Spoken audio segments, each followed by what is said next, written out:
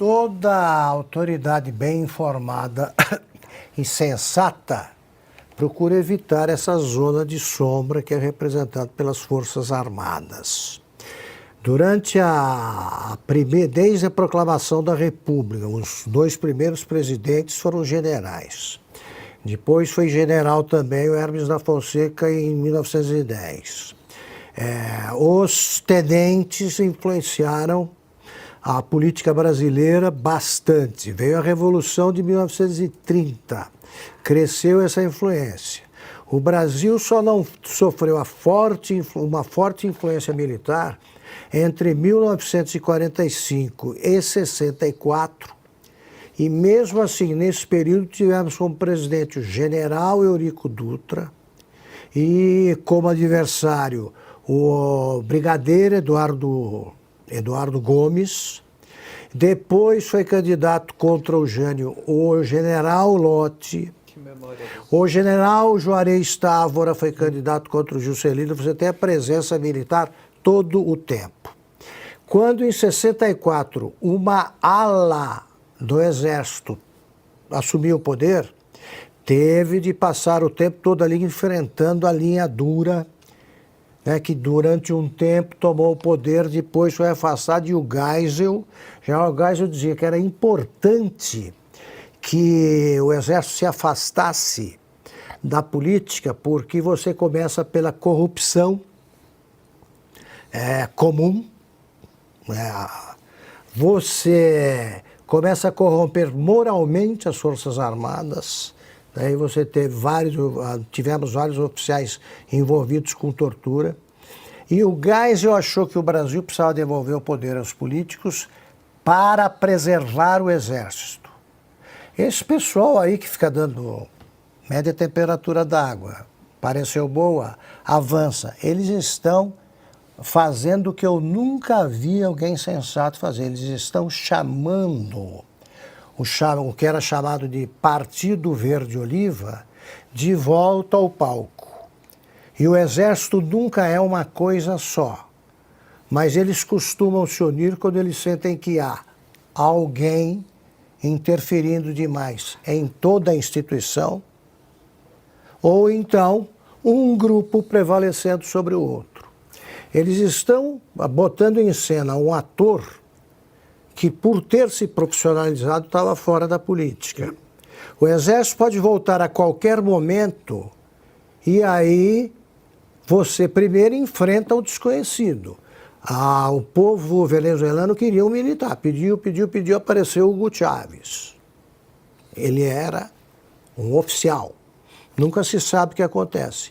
Agora, que não é uma boa para o Supremo entrar nessa, qualquer criança que tenha lido um almanaque de política brasileira sabe. Eu estou perplexo com esse tipo de violência, porque ele não quer saber se existe justiça militar, ele não quer saber como é que são os regulamentos militares, ele vai atropelando, sem atropelar o símbolo a prova física da presença de provocadores e cúmplices nas depredações de 8 de janeiro, que é o general G. Dias. Então ele está dizendo, este aqui é um oficial que tem um tratamento especial. Estes aqui não. Eles devem ser tratados como civis porque eles cometem o crime de se opor ao Lula. É isso. Antes de dizer se a ideia é boa ou não, eu registro que é inoportuna e infeliz. Infeliz quanto à data. Neste momento, sim, o que se exige é que se acabe com o uso da tornozeleira por todos os presos injustamente. O Sérgio Cabral não usa tornozeleira. O Lula nunca usou. Agora inventaram a tornozeleira, que é para os golpistas. Sim. Bota aspas nisso. Do 8 de janeiro. 8 de janeiro é uma violência ilegal. Contraria todos os códigos legais, a Constituição, tudo. Porque eles estão soltos, por aspas, porque não houve nenhuma prova a apresentar contra eles, nada que justificasse a prisão. Então eles estão soltos, mas não estão, porque, como lembrou o Piotr, isso é uma forma de prisão. Se alguém me mantém atado pelas pernas, pelos pés, eu estou preso. Sim. Eu estou preso. Então isso não é para discutir quem paga isso, quem não paga. Evidentemente, o Piotr resumiu tudo. Preso está sob custódia do Estado, paga tudo. Ou daqui a pouco eles vão fazer comida e cobrar meia. Não é por aí. Por aí. Então, é uma violência que tem que ser exterminada. Aliás, eu nem sabia da existência da indústria brasileira de tornozeleiras, nem sabia. E acho que por esse setor aí, pelo desenvolvimento do setor, de alguma forma, o Alexandre de Moraes corre o risco de ser homenageado, porque ele inventou. Se você medir o Brasil pela produtividade e lucro do setor de tornozeleiras, o Brasil vai muito bem. Vai muito bem, daqui a pouco paga a dívida externa com isso aí. Então tem que acabar essa violência ilegal e inaceitável, mais uma, do Supremo Tribunal Federal. Eu escrevi isso no título do artigo desta semana na revista Oeste. Toga não é coroa. É hora de mostrar que eles não são imperadores, não existe o poder moderador que houve na Constituição de 1824 e acabou com a queda do Império, e nem eles detêm esse poder como o imperador detinha. Não existe isso, olha só. O Bolsonaro, vou recapitular algumas coisas importantes. Em 89, você tem momentos de ruptura que justificam essas medidas, né? Justificar no sentido de não tornar legal, de tornar compreensível, tá? Pela lógica histórica. Em 89, muda o Império, transformado em república, e o Dom Pedro II foi expulso do país, foi desterrado. Tá. Em 1930, o Washington Luiz foi para o exílio, tá? Mas houve uma revolução e o poder mudou de mãos. Você tinha os oposicionistas ali no poder e caiu a chamada República Velha. Em 64, outra ruptura. Então, houve uma corrida em direção ao golpe de Estado. Quem chegou primeiro, tomado o poder, ele botou, vários adversários saíram do país, Mas o que aconteceu agora? O que aconteceu agora? Veja bem, em 1945, cai o Estado Novo, que foi um regime ditatorial, e o Getúlio não foi preso. O Getúlio foi para a estância dele no Rio Grande do Sul. Aliás, pôde ser candidato nas eleições aqui, e ele se elegeu senador por 2 estados e deputado por 7 ou 9, uma coisa assim. E tudo bem. Ele foi ao Congresso, poucas vezes foi hostilizado e achou melhor ficar na instância dele até a eleição seguinte, e ele se elegeu segundo a Constituição, votada em 45, 46. Tá. Agora, a Dilma, eles fatiaram, o Congresso fatiou o impeachment para que ela pudesse ser candidata. Ela manteve os direitos políticos, apesar de afastada por criminosa. Manteve os direitos políticos e o povo de Minas se encarregou de aplicar outro impeachment nas urnas, aí, né, quando ela foi candidata a senadora. O Lula participou ativamente das eleições de 2018, estando preso. Na cadeia ele dava entrevistas. Ele fez aquelas articulações lá com Manuela Dávila, Haddad, da cadeia. Tá? Recebia tanta visita conjugal, não foi só de uma pessoa, não, que casou, acabou casando, arrumou namorada na cadeia. O Bolsonaro está sofrendo uma perseguição sem precedentes. sem precedentes. Portanto, estamos vivendo num regime de exceção. E para que ele acabe, isso depende de um ato de coragem do Congresso, porque o povo está prontinho para isso. Vejam as pesquisas e vejam as mobilizações populares. Eu já aproveito, vamos tratar disso agora, que não se atrevam os ministros do Supremo a entrarem nessa aí de confiscar, né, de estabelecer o confisco da praça e das ruas que pertencem ao povo. Os espaços públicos o povo pode ocupar desde que haja uma autorização da autoridade policial, os responsáveis pela segurança. Ali não tem nada a ver com o tribunal eleitoral, não, que nem existe em outros países, é outra brasileirice. Estou dizendo porque daqui a pouco eles estão em preparativos aí para isso. E aí estenda esse negócio ao país. O prefeito não pode dizer quem apoia. E se tiver o apoio do Bolsonaro, o que vai acontecer? É proibido? Proibido? É ilegal? Então, isso aí é um estado de exceção que é um castelo de cartas.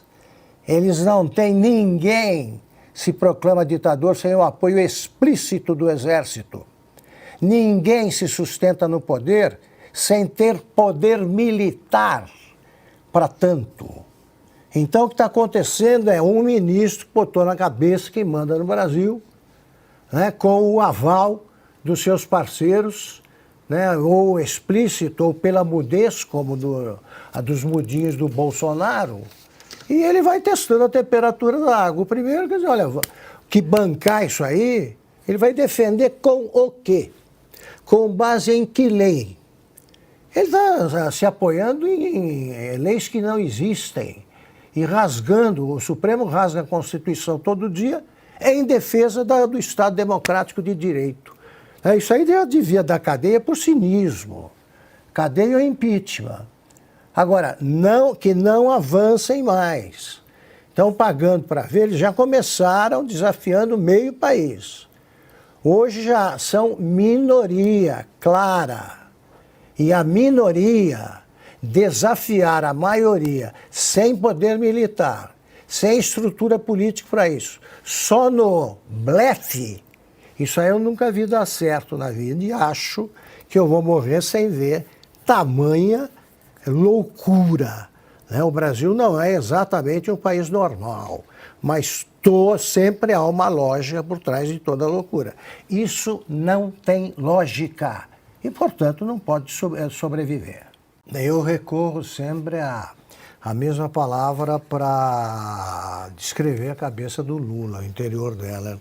É uma cabeça baldia, você vai jogando informações ali, ele não sabe como processar, faltam neurônios aí, então dá aquela salada maravilhosa, né? Essa da escravidão, por exemplo. Se você perguntar para o Lula, se ele tivesse o exame do Enem, e você pedisse a ele 10 linhas sobre, por exemplo, o papel da Inglaterra, né, na época da escravidão, o que ela fez para que crescesse, o que a Inglaterra fez para que fosse reduzido. Vocês acham que sairia alguma palavra? Não. Os repórteres, no tempo em que os repórteres eram jornalistas, eu, por exemplo, não perderia uma viagem dessas, porque isso aí é humor garantido ou ridículo, né? Garantido. Então, por exemplo, você acha que ele sabe qual é a capital da Etiópia? Se você perguntar para ele quem foi o Haile Selassie, ele sabe, não?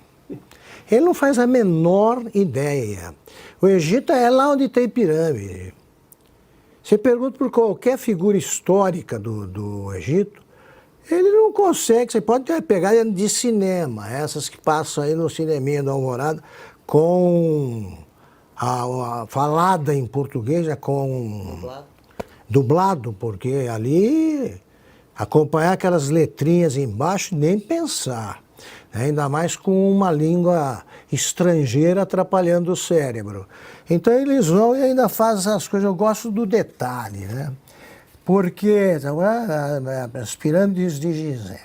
Os compromissos foram considerados privados, ele e ela. Então não estão registrados. Agora, antes de embarcar, ele repostou, claro, escrever é complicado, uma publicação do vice-presidente Geraldo Alckmin. Então estamos tranquilos.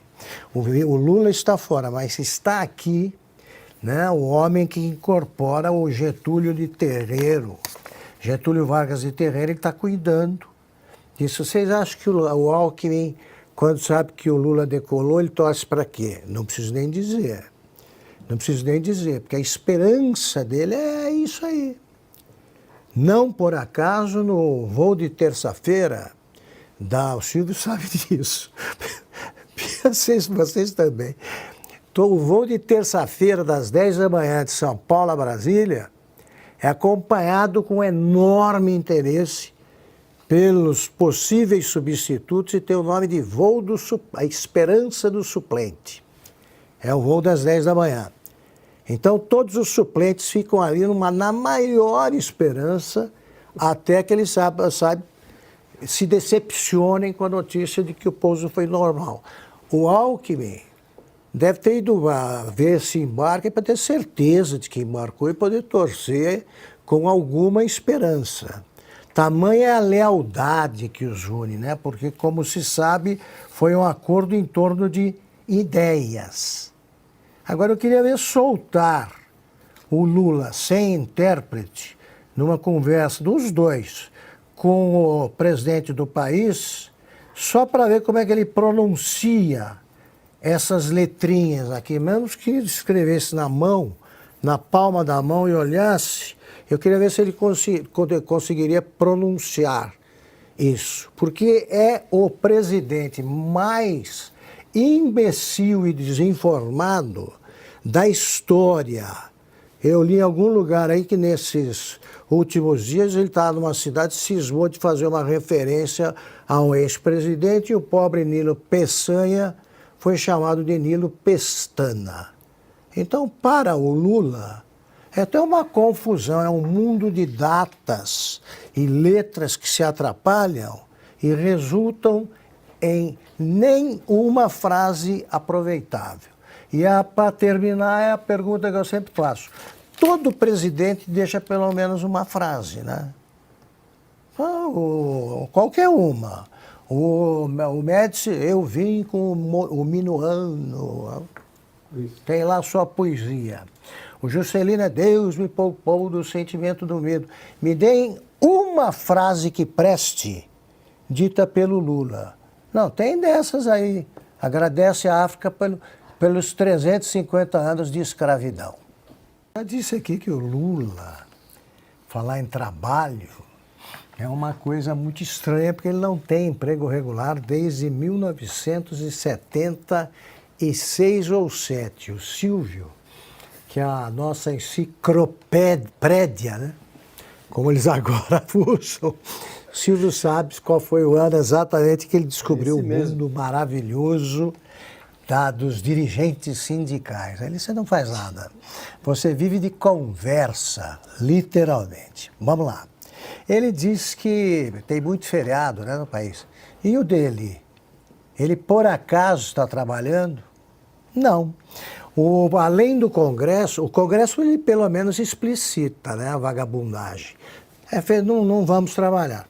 E os outros? Houve alguma sessão do plenário do Supremo, ou tem algum ministro votando, oficializando equívocos, né, com o voto a decisões monocráticas, né? Eles põem lá um sujeito que é o interino, que fica resolvendo todos os problemas, e também não trabalham. Executivo, Legislativo e Judiciário. Num ano eleitoral como este, sempre foi assim e vai se repetir. Eles param em julho, como lembrou o Silvio, por causa das festas juninas. Você tem de comemorar com as bases. e não voltam mais. Seja qual for o problema a decidir, eles não voltam mais. Então, eles não voltando, vocês acham que aparece alguém no gabinete deles? Algum dos 60 assessores que cada um tem vai aparecer? Não. Portanto, eles conseguiram inventar o seguinte: todo fim de semana, para o Poder Legislativo, é feriadão. Feriadão, está institucionalizado.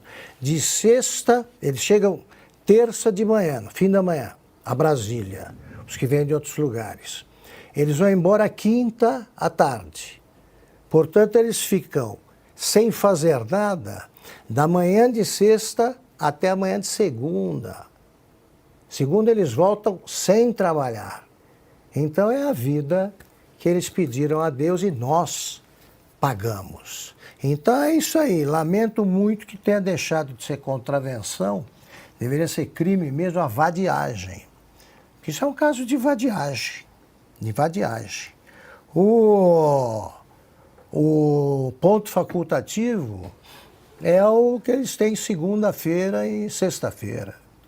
Pode trabalhar, mas não é proibido trabalhar, não. Mas você escolhe. Pode não trabalhar. Vocês acham que algum deles vai querer trabalhar? Pois não trabalham nem durante crises. Vão trabalhar agora quando vai se aproximando uma festa junina, porque eles dizem, assim, acabou o carnaval, já começou o preparativo para São João. Eu ia dar um depoimento que eu ia fazer essa pequena manifestação no fim do programa e faço agora, Ana, porque tem tudo a ver com a pergunta que você fez. Eu nunca vi nada parecido com o que aconteceu neste ano no Carnaval de Itacoaritinga, como uma espécie de radar, né, do que se passa na cabeça do povo aí. Sem manifestações ostensivas, conversa direta, né? Eu passei o carnaval em Itacoaritinga. Itacoaritinga tem tradição carnavalesca muito forte, escolas com 50 anos, blocos com milhares de pessoas. Pois bem, neste ano se repetiu um fenômeno aí que vem ocorrendo há uns 3. Tá? A população da cidade, que é de 50 mil pessoas, é duplicada ou triplicada pelos que vêm de fora. Então não era só gente de lá. Detalhe, como eu sou de uma família de políticos, é evidente que em Itacoaritinga tem gente que não gosta da minha família, não gosta de mim e tal. Isso é anterior à polarização do Brasil agora. Tal. Ninguém é unanimidade em lugar nenhum.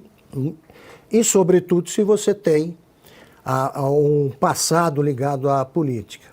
Eu fiquei 3 dias no meio do povo, literalmente, cara, aquela multidão. Eu não ouvi uma única manifestação hostil. E foram centenas ou milhares, sem nenhum exagero, de manifestações de carinho pelo trabalho feito aqui na Oeste. Todo mundo mandando beijos, abraços para vocês e dizendo e passando a mais estimulante das mensagens. Olha, não parem, nós estamos com vocês. Tá? O que vocês estão dizendo representa o que a gente pensa. E isso no meio de conversas de carnaval e sem que houvesse alguma coisa organizada, alguma faixa, nada. Nada. Eu nunca vi uma prova tão evidente. E repito, não se cinge a um município, não. Era gente que vinha, vai gente para lá do estado inteiro, do Brasil, muita gente, e do estado inteiro. Todos, se você somar o que eu vi, você tem a prova mais evidente e incontestável do sentimento popular, como é que eles estão agora.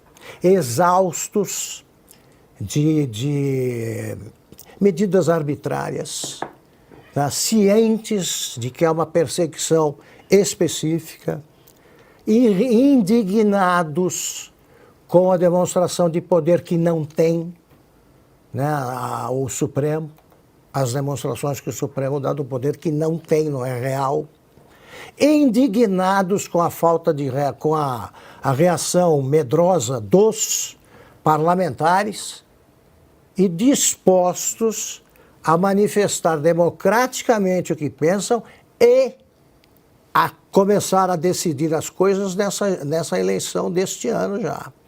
Eu voltei convencido de que os que acham que a direita não tem força no Brasil, eles vão ter uma amostra que as eleições municipais não costumam oferecer, porque elas não têm muito a ver com a eleição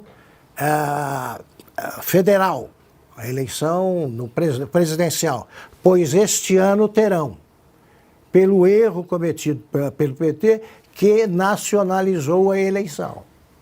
E pelo que está acontecendo agora, eu voltei empolgado e quero aproveitar para... Você não tem tempo de saber com quem você está conversando. Então eu queria agradecer em nome do pessoal todo aqui, porque eles mandaram beijos e abraços e muito carinho, né? Explícito para vocês. Quero agradecer a todos. Aí é isso que nos estimula, como eu respondia. E que a gente não se rende, não. Não se rende. E isso aqui não é bravata. A gente está nessa resistência faz tempo e é por isso, como tem dito o Silvio na abertura do programa, que vocês precisam ajudar a aumentar o número de assinantes da Oeste mais ainda, porque todos, sem exceção, mencionaram a Oeste. Eles entendem a importância da revista e enxergam na revista um meio seguro de saber o que se passa no Brasil.